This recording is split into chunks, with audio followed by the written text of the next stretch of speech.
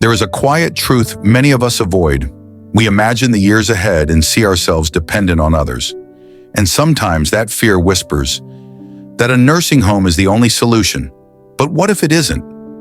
What if the world has offered you a path that seems right, but quietly erodes your independence, your dignity, your sense of self? If you find these reflections meaningful, I invite you to like this video, share it with someone who may benefit, leave a comment with your thoughts, and subscribe to the Wisdom Vault, a place where we explore life's quiet truths for seniors and older adults. You are not alone in this feeling. Many people in their 60s, 70s, and beyond carry a quiet anxiety. They worry about living alone. They worry about falling, about forgetting, about waking up one morning and realizing there is no one to care for them. It is natural to fear being alone. It is natural to want comfort, safety, and company. But the solution often offered to us is easier than it should be. Society, with all its good intentions, suggests that a nursing home is a kind of refuge, a place where meals are ready, where help is at hand, where someone else takes responsibility. And that advice sounds reasonable, it sounds safe, it sounds like peace of mind, but the quiet, slow truth is that this advice comes at a cost that isn't always spoken aloud. Because when you move into a facility where everything is structured for convenience, you often give up more than you think. You give up the small choices that shape a life. You give up the little freedoms that remind you you are still yourself. You give up the quiet dignity of making decisions for your own day, for your own home.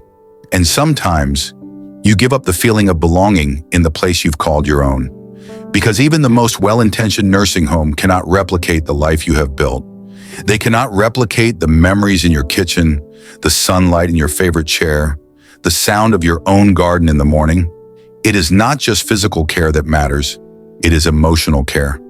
It is the sense that your life, even at this age, is yours. And when that is lost, loneliness comes quietly. It is not loud or dramatic.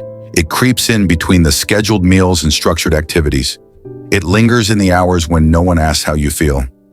It reminds you softly that you are no longer living your life. You are living someone else's schedule. And yet there is a quiet realization that can bring relief. It is possible to live safely, comfortably, and with support without surrendering your independence. It is possible to remain in your own home, surrounded by what you love, while still getting help when you need it. You do not have to choose between complete independence and complete care. There is a middle path, a path that respects your autonomy and your need for support. It begins with acknowledging your limits, not as weaknesses, but as realities. Perhaps you cannot lift heavy objects as you once could. Perhaps you need reminders for medications or help with chores that used to feel effortless. Recognize these needs without judgment. Then consider the resources around you. Home care is more than just a nurse who visits once a week. It is a partner in your life. It is a trusted presence who can help with the daily routines that no longer come easily, while still allowing you to remain in control. Meals can be delivered, but you can choose what to eat and when. Housekeeping can assist, but you decide what is cleaned and how it is arranged. Medical care can come to your door, yet you decide which appointments are necessary, which routines you follow, and which decisions are yours alone. And beyond practical help, there is the deeper human need for connection. You can maintain relationships with neighbors, friends, and family. You can participate in community events, take classes, or simply enjoy the presence of others without living under institutional rules. The middle path asks you to ask for help, but on your terms. It asks you to organize support around your life, not around a facility's schedule. It is a gentle, deliberate process, and it requires patience. First, assess your needs quietly. Make a list of the areas where help would make life safer, easier, or more comfortable. Be honest and avoid minimizing anything. Next, explore professional options. Home health aides, visiting nurses, meal delivery services, transportation services, and cleaning assistance. These are all available and can be combined according to what you need. Do not feel shame in asking for help. Independence is not about doing everything alone. It is about having control over your life. Then consider small adjustments to your home. Remove obstacles that could cause falls. Ensure lighting is adequate. Consider devices that make tasks easier. These changes are not signs of weakness. They are signs of wisdom. They allow you to remain in the place that feels like your own, with dignity intact. Finally, nurture emotional health. Maintain relationships that matter. Engage in hobbies, reading, or quiet reflection. Do not underestimate the importance of a daily routine that is yours. This combination, practical support, thoughtful home adjustments, and emotional nourishment, creates a life where you remain in control, even when challenges arise. It is a life where help does not replace independence. It enhances it. It is a life where your choices matter, where your voice matters, where the home you know and love continues to be a sanctuary rather than a place you leave behind. And there is a profound dignity in that, a quiet, enduring dignity that no institution can provide. Because living well in your own home, even with support, reminds you that age is not the end of choice. It is not the end of meaning. It is not the end of who you are. You are still capable of shaping your life. You are still capable of creating beauty, comfort, and peace in your days. And perhaps most importantly, you are still capable of teaching the world around you what it means to live fully, even when assistance is needed. You do not have to surrender your independence for safety. You do not have to trade dignity for convenience. There is a way to balance both. It begins with a quiet, courageous decision to remain in your life, on your terms, to invite help when it is needed, to refuse help when it is not, to build a circle of support that respects who you are and what you have built. This is not a hurried choice. It is a careful, reflective path, and the rewards are subtle yet profound.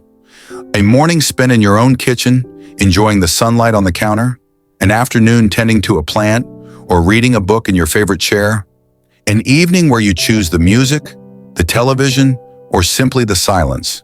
These are the small freedoms that become the essence of life, and they are yours to keep.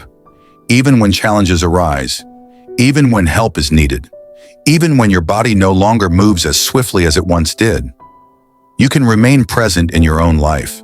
You can continue to make decisions.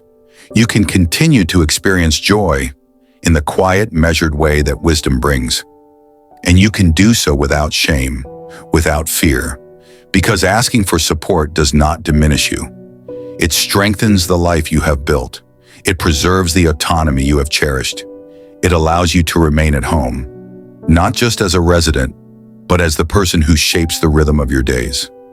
It allows you to age with grace, not as a shadow of yourself, but as the same person you have always been. The truth is simple, yet often overlooked. You do not have to give up your home to remain safe. You do not have to surrender your independence to receive care. You do not have to abandon the life you know for the convenience of an institution.